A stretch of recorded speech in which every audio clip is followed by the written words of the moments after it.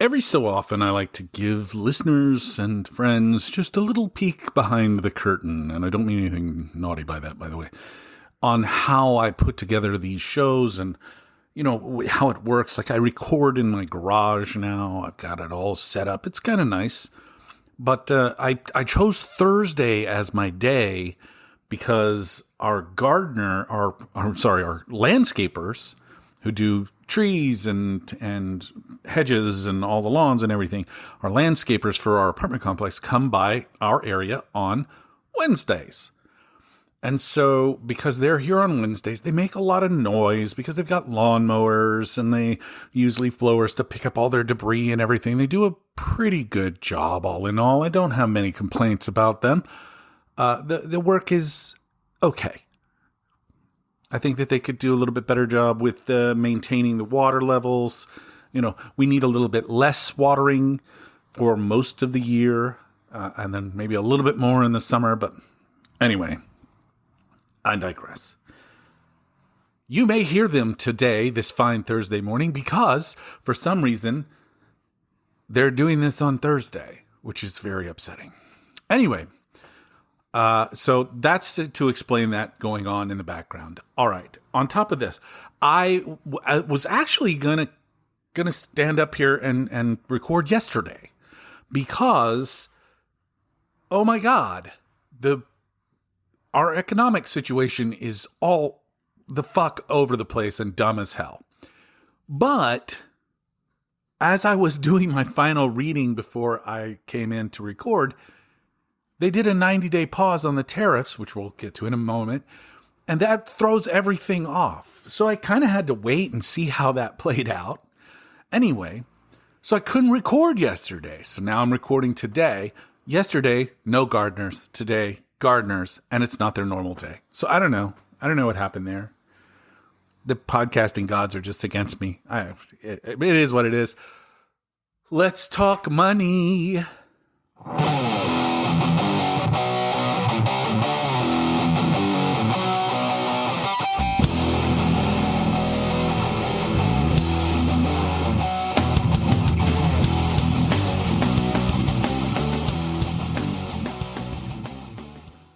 Holy crap. Welcome to Trent Takes On. I'm Trent from the title of the show, and in a very exciting turn of events, I've remembered to thank you and mention the title of the show right up front. I've also noticed my wife was sharing it with a friend, sharing the podcast with a friend, and she says, you didn't come up when I typed in Trent on the Apple Podcast search. And I was like, oh, well, the full name of the show is Trent Takes On. And she goes, okay. So I put in Trent space takes space on, and you still didn't come up. And I'm like, oh crap, this is just like a bug, I guess. I don't know. Trent Takes On is all one word. And I did that for social media purposes so that I could have at Trent Takes On as I thought it would all match and it would all be super smart. And it turns out it was all it's just dumb. I messed up. Trent Takes On is all one word. So when you share it with people, that's how you have to do it. When you look me, I was wondering why I wasn't more popular. And now I know. Anyway, economics. Oh my goodness. Oh my goodness. I want to start this out with a shout out to my friend Adrian, who is very, very, very unhappy. He's a gamer. Okay. There are gaming and console gaming in your home is it's a multi-billion dollar industry, many, many billions of dollars. It is cultural at this point in the United States. We have so many gamers and it means the world to them. And he was very, very, very excited, just like damn near everybody who's into gaming was excited about the release of the Switch 2, the Nintendo Switch 2. It's a console that we've been waiting on for years. My girls both have Switches, and this is the next gen of that console. And they've been hyping it up for the last few weeks. So here it is. It's finally coming out. And the pre-order day was the day that Trump announced these crazy ass tariffs. Anyway, it was close. But the day that he announced the crazy ass tariffs, they pulled the pre-order day and said, crap, we can't offer pre-orders because we don't know how much we're going to have to charge for them, basically, to make a long story short. So Donald Trump, whose stock market has been slowly tanking for the first 3 months of his presidency, first 70 days or so of his presidency, slowly just kind of dropping, in fear that these tariffs were going to hit. Once he proposes the tariffs, these giant uncontrollable tariffs that are made up, they're created out of whole cloth based off of trade deficits. We'll get to that in a minute. Anyway, the instant that he announces them, keep in mind, he did postpone the announcement until after market close on the Wednesday when he did it. This was a week ago Wednesday, so like 8 days ago now.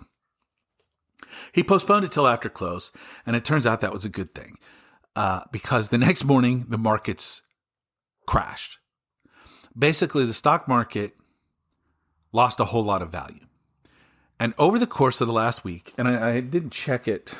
Let's see, where are we at today? We're down 1,500 today. We'll go through the whole stock market thing here in a second. The stock market and the way that works is people buy and sell stocks, pieces of companies based off of how they feel that company is going to do going forward. The price of the stock will increase if the company does well. The price of the stock will decrease if the company does poorly, or if earnings, which are tied to, how you pay taxes and tariffs, are going to be affected. If your earnings are going to be low, people will get out of that stock. If your earnings are going to be high, people will buy into that stock, very excitedly so. But if you're, say, Walmart, and you're about to have to increase your prices on everything imported, especially from China, but everything imported gets a tariff now, Walmart's going to have to raise their prices, and the buying power of the American individual is going to go down. Full stop. Every time there is a tax put on a good, if it's a basketball or a Nintendo console or a car or bananas, doesn't matter what, if there's a tax put on that good, the person who ends up paying that tax is the end consumer. Whoever buys it at the end to use it or consume it will end up paying that price. So when Donald Trump stands up there and says other countries pay tariffs, no, that's bullshit.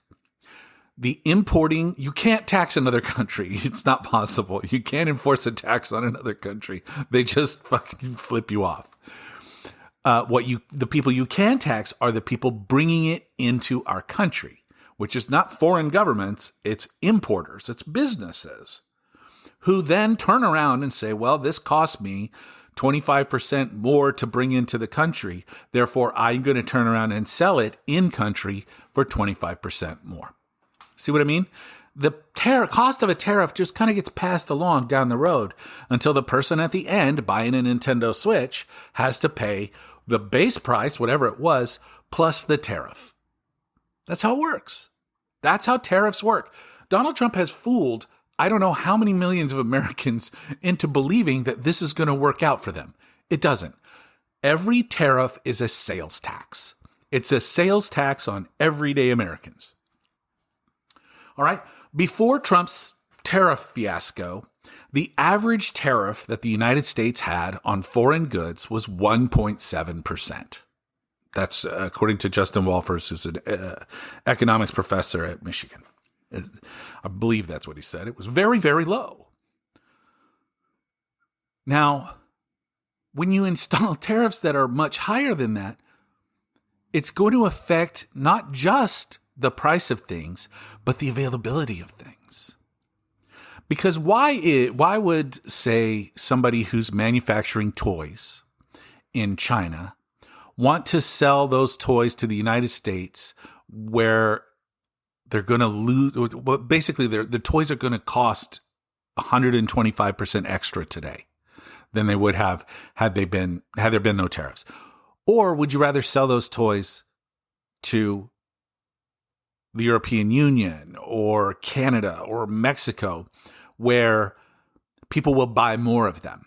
And that's the secret. That's the secret, is how much more will people buy. And if if a Hot Wheel toy that's manufactured in a place where there's 125% tariff comes to the United States, how many units is it going to sell at $10 as opposed to $4? See what I mean here? It's a little bit confusing, and that's why he gets away with this nonsense. The formula that they came up with for fixing tariffs is absolutely bonkers, and it has to do with trade deficits, which is the difference between what we sell to a country versus what we purchase from a country, divided by the overall exports. It was just this bizarre. It makes no sense, to make a long story short. And it's functioning. This whole thing is functioning on Donald Trump's belief that there has to be a winner in a trade. So if we purchase things from another country, like vanilla from Madagascar, if we only purchase vanilla from Madagascar and Madagascar they don't have enough money to like purchase a bunch of high-end American goods. They just don't have it. So they don't import anything from us. So we're operating at a trade deficit from Madagascar. Is that bad for us? No. We still get the vanilla that we want at a price that we want. Even though we're not sending them anything in return, we still get the good. See, that's why running a trade deficit is not necessarily a bad thing. Okay. Now, Madagascar is now under a tariff. And so all of that vanilla that we purchase from Madagascar is going to cost us, the end consumer, 25% more. Because the companies who are importing it from Madagascar have to pay a 25% tax. Okay? That's tariffs. And Donald Trump's fixation on tariffs goes back to, he keeps talking about William McKinley, who was president back in the 1890s. We're talking about presidents from 150 years ago before cars were a thing.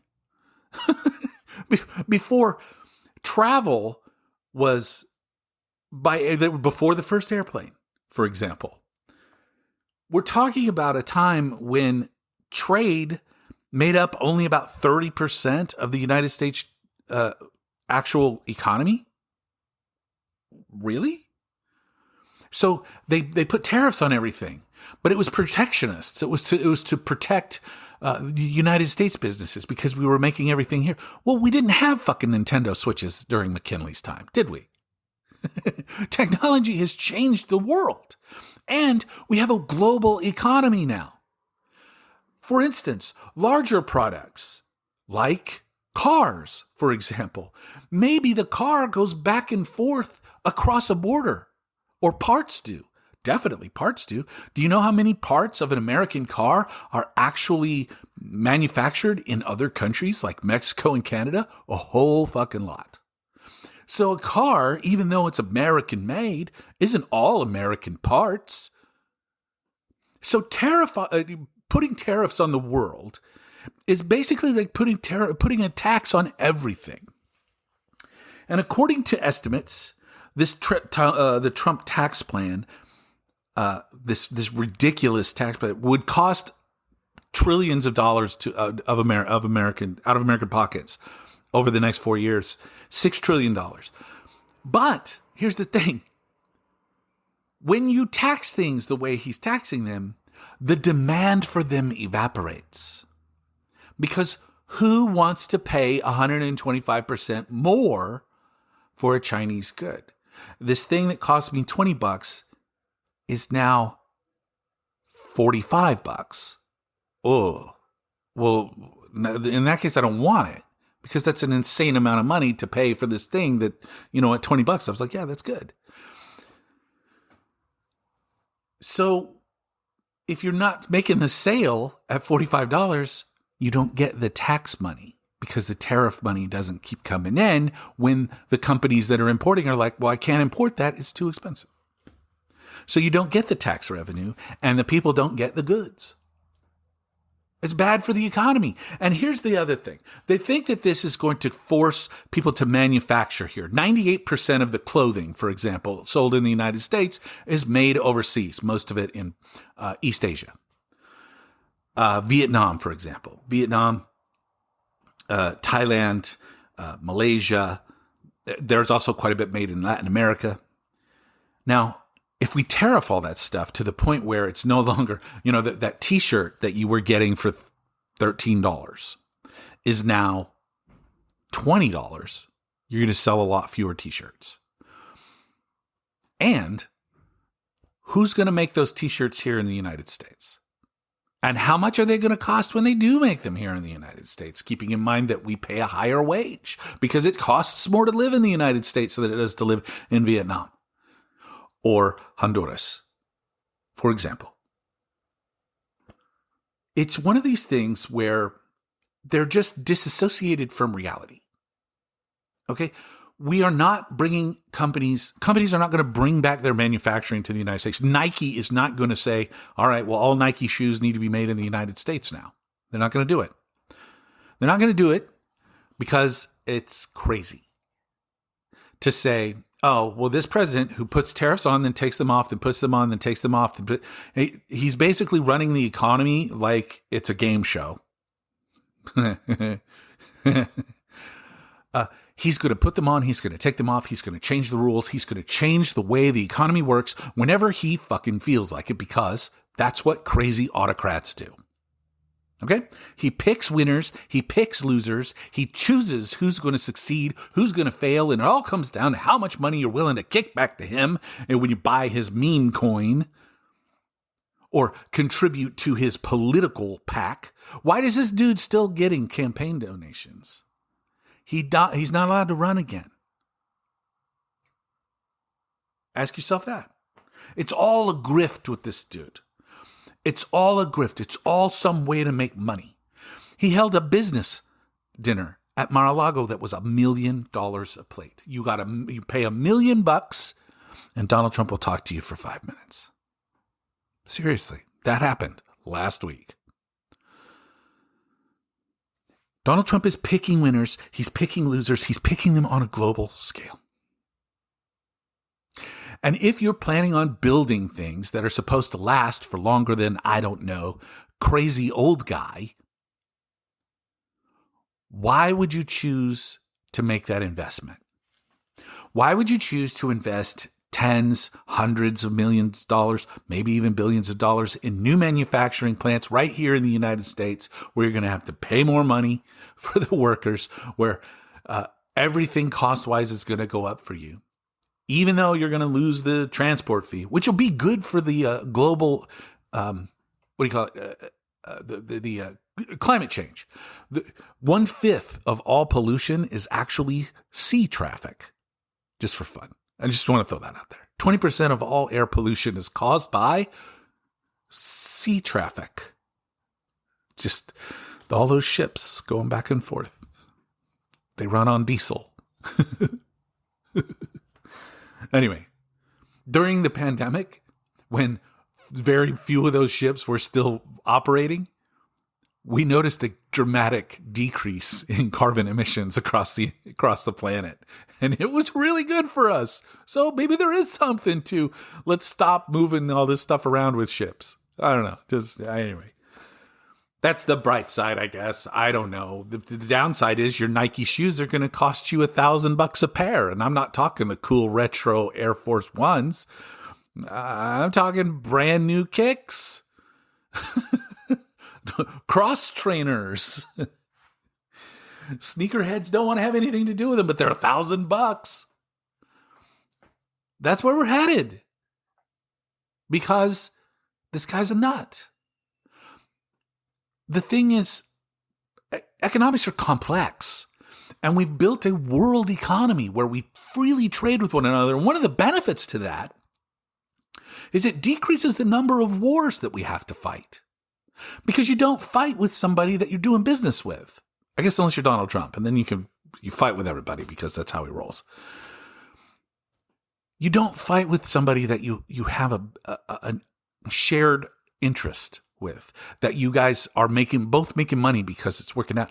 This idea that the United States has been being ripped off is fucking mental. We are the richest country on the planet. Even more rich than China. We are in a better better stable place than China. We have better conditions for our workers and the people who live here. We have a far more superior military than China. Yet for some reason, they're gaslighting us into believing that we've been being ripped off by the rest of the world. Like we're giving them money for nothing. You get the stuff in trade. Now, I do want to circle back to one thing. Donald Trump is mad that we run trade deficits with everything, but we're running trade deficits. Do you know what all of their everything is based off of? All these damn ridiculous mathematical equations that they built are based off of goods, actual manufactured goods, items, shirts, shoes, food, Nintendo Switches. They're based off of items. They're not adding the services. Okay? We run trade deficits with a lot of places, but we sell to those places in services far, far, far more than we purchase. Like leaps and bounds. Look no further than the tech sector. Elon Musk is rich. What's that? Zuckerberg asshole. That guy. They're insanely rich. Amazon is insanely rich. And we're selling stuff. Yes, but we're also selling services. And those services are where this country really makes its hay. So all this talk about fucking bringing manufacturing back, by the way, if you are going to build a factory in the United States, you're going to make it as automated as humanly possible to reduce your labor costs. Hello? This is not the 60s. It's not the 50s. It's not the 1800s. It's not the Dark Ages. We don't build things the way we used to. And we don't have to. Instead of leaning into the things that this country does well, Donald Trump is determined to do things poorly. And I think it's all because he thrives on chaos and he makes more money that way. Here's an example, okay? They don't care about manufacturing. They don't give a flying fuck about manufacturing. Because under the two big bills that the Biden administration passed, which was the huge Infrastructure Act and Infrastructure in the Inflation Reduction Act, it was all tied together, and the CHIPS Act, those created American jobs by creating manufacturing. In the Inflation Reduction Act, in the infrastructure bill, it was building new roads, repairing bridges. It's building high-speed internet for places. It was actually fixing and upgrading the infrastructure of the United States. Very, very, very important work. And the CHIPS Act was specifically about manufacturing tech here in the United States, so we didn't have to rely on foreign partners for it. Holy crap! And how do they feel about those things? They're pulling the contracts. Keep up with the news. There's interesting stuff every time you look at it. So let's see how the Dow Jones is doing. A little bit of a rebound, only down 1264 for the day. So the economy is complex. Tariffs are a very blunt instrument being used in a very haphazard way to rectify a non-problem, basically to create new problems. If you want to protect an American industry, like the steel industry, for example, you want to keep China from selling a whole bunch of steel to the United States at a big discount. And maybe it's not as good a quality as we want either, but we want to protect American steel manufacturing from China dumping steel on us at a cheap price. And of course, if you're building something out of steel, I don't know, skyscrapers like Donald Trump, you're going to want the best deal on steel you can get, right? You need a whole lot of it. Well, if China's allowed to dump steel on us at a discounted rate, it ruins our steel industry right here in the United States. So you put a tariff on Chinese steel. Oh, Well, now that's smart. He actually did that the first time around. Here's some credit, Don. That tariff made sense. And it worked. And the American steel industry has done very well. But tariffing everything that comes from a country is mental, because it causes them to do the same thing to you. And now we're in a trade war with China. Now, here's the other backlash that we haven't talked about yet, The tariffs are paused for 90 days. So everybody was celebrated, and the stock market rose like 3,000 points in an instant when everybody jumped back in and they were like, yes, everything's going to be okay. While not really thinking it through. And that's why they're down another 1,300 today. Because nothing is changed except the size of the oversized tariffs. The 10% tariffs is still, for everybody, still in effect. And Chinese tariffs are at 125%. If Justin Walfers's math is right, we went from a 1.7% tariff on everything to a 10% tariff on everything. So every imported good you buy right now, well, not yet. Once the inventories are depleted and the resale stuff has to come in, all the pricing is going to change. And you're going to notice everything gets more expensive. Everything imported is about to be 10% more expensive. You'll notice it in stuff like bananas, right? First. Stuff that isn't grown in the United States, stuff that's brought here, but it's consumable and it's brought here often. Coffee, going to go up 10%. Bananas, going to go up 10%. Vanilla from Madagascar is going to go up 10%. The Nintendo Switch is going to go up 10%. Okay, so if it was $500, add another 50. That's how it works. That's what the tariffs are going to do to you. Those tariffs are just paused. The big ones are just paused. But we're still almost over 5 times higher than they used to be. Why? Anyway, the reason that he paused the tariffs was not because the stock market was crashing. It had been crashing for a week. It was because the bond market went destable. Japan, who holds a whole lot of our bonds, China, who holds a whole lot of our bonds, can destabilize our debt. That's what the bonds are. They're buying faith in the United States and our prosperity. That's what a T-bill is. That's what bonds are. That's where most of our debt is.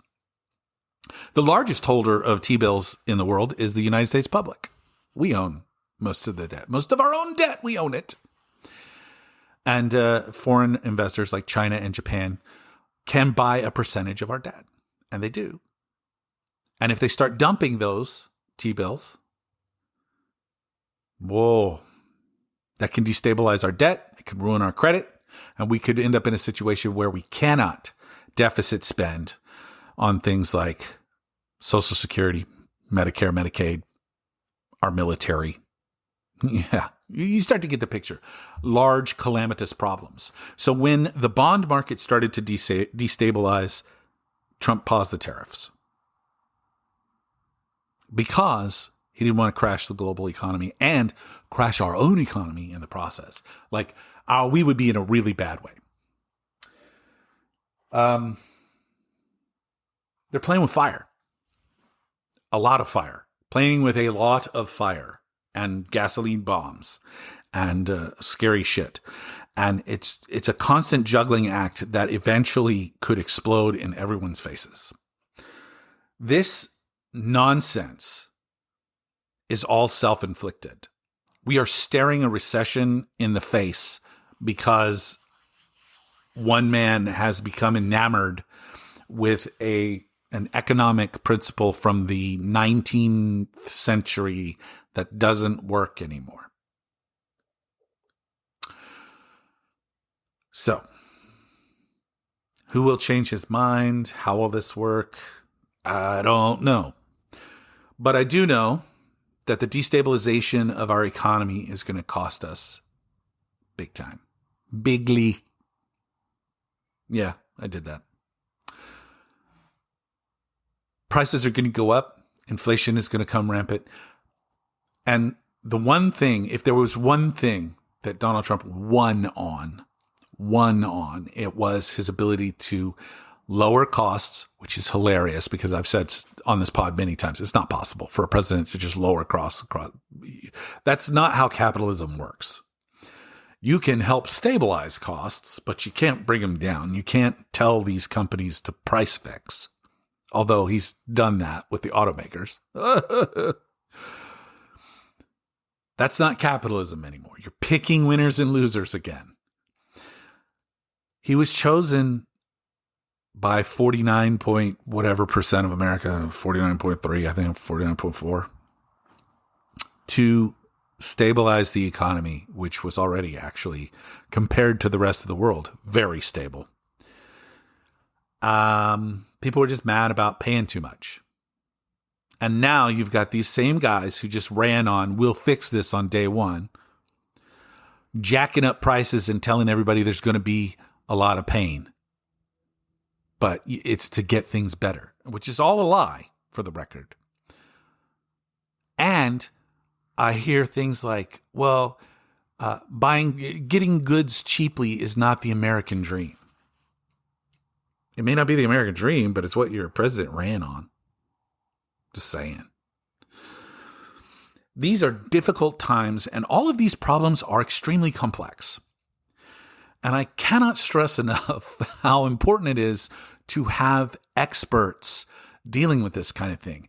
People who study it, who work on these things all the time. Like, it is their life. It is their livelihood. And instead of embracing expertise and science and math, this regime is hell-bent for leather on throwing all of that out so that they can govern by their guts. And trust us, bro. Trust me, bro. We got this. Yet they're firing all of the experts who can help them make better decisions. They're throwing them out because they're standing in the way of what they want, what the regime wants to do, which is to destabilize everything.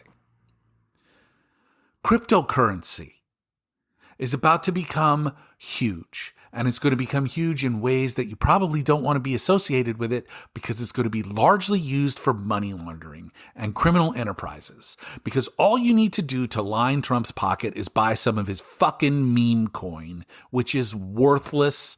It isn't backed with it's nothing. It's like buying an NFT for an inflated price. For what reason? What is it? You don't even fucking know. You can't eat blockchain, motherfuckers. You can't. Cryptocurrency is a scam. It's a Ponzi scheme, to use Elon Musk's favorite phrase. What the fuck good is blockchain? Can you eat it? Can you put it over your head? Can you drive it to school? Can you wear it? What the fuck good is it? There are uses for it. Absolutely. Cybersecurity, for example. But what good is it to an average person? What good is it to the human race? If it were to disappear tomorrow, would we be worse off? Markedly worse off. It's just a commodity. And it's a commodity that's wildly overvalued because it does have a unique use. Movement of money that's untraceable, which would come in handy for, I don't know, criminal enterprises. And just last week, our Attorney General's office announced that they were shuttering the Cryptocurrency Task Force, a group of agents dedicated to ferreting out crime, cybercrime, specifically dealing with cryptocurrency. They fired all those people. Because, well, they might stand in the way of the most insane white-collar crime syndicate in the history of the world that is the Trump regime. When you look at all of the things that they've announced that they are no longer, they've announced it. They've said it out loud. We fired these people that prosecute foreign influence crimes. We fired these. We're basically making it legal for foreign entities to bribe United States politicians. That happened. We're firing the cryptocurrency task force. We are not going to regulate cryptocurrency in any way, shape, or form, and we're not even going to pay attention should people use it for money laundering. Whoa! Holy shit, that's crazy. But it's what happens when you elect a felon who surrounds himself with sycophants and felons and billionaires who all know how to game the system. And they've snowed everybody into thinking that they're taking care of you. Remember, they're going to bring down prices on day one. They're going to end the war in Ukraine on day one. They're going to fix all your problems. I alone can fix it. But they didn't fix any of your problems. This regime is full of arsonists. They set a fire, a big fire. And as soon as everybody's paying attention to that fire and they're like, oh God, we got to put this out, they set another fire in a different place, bigger than the last one. And before you know it, our entire government is going to be ablaze. All from self-inflicted wounds. The Department of Government Efficiency is the biggest scam ever run on the United States people. They aren't saving you any money. They fired 7,000 IRS agents, which is going to cost the country at least $500 billion in tax revenue because rich people will just not pay their taxes and dare you to come after them. Because when you do get popped, you could be like, oh, well, it was a simple mistake. We'll just pay it now. Assuming, of course, you don't just buy some Trump meme coin and the IRS looks the other way. But remember all you kids out there, the number one rule of fascism. Today they come for somebody else. Tomorrow they come for somebody else. The day after that, somebody else. But eventually they will run out of somebody else's and they'll come for you. You will live on your knees. Your children will have no future. Wealth will trickle up, up, up, up, up, and you'll never have an opportunity to touch it again. All because you sold the world down the river because eggs were too expensive. Because it's easier to have Donald Trump fix it. I alone can fix it. It's easier to say, we'll just let him fix it than to do the actual work of helping fix it yourself. Well, it wouldn't be an episode based off of current economics without it being a downer because we've destroyed over $10 trillion in wealth from the stock market alone over the last 3 months. And it doesn't look like it's going to get any better because these stubborn criminals aren't going to stop until they get their way. Just for fun, I'm going to point out that Donald Trump sent out a tweet and a truth. I guess it was a truth. I don't know if he did them both, but it was definitely a truth. Now is a good time to buy. He sent that out yesterday morning. And a couple hours later, he put a pause on the tariffs. Yesterday alone, the billionaires of the United States made over $300 billion in the stock market. Just saying. Were they aware or made aware that the tariffs were going to pause a little bit early? So they bought in on the low side. And that's why the spike happened? Interesting. Just a thought. I hate to break it to you. Adrian, your Switch is going to be more expensive. If you get it soon, probably be a better deal than if you get it later. So that's my advice. Whew. That hurt. I didn't want to have to tell him that. But it's the truth. And that's the thing. We've got to tell each other the truth, and we have to be honest. Otherwise, we're all just lying to each other, and we can't survive like that. I'm going to take off for the rest of the day and spend the day with one of my daughters, my littlest. I love you, little girl, and we're going to have a lot of fun.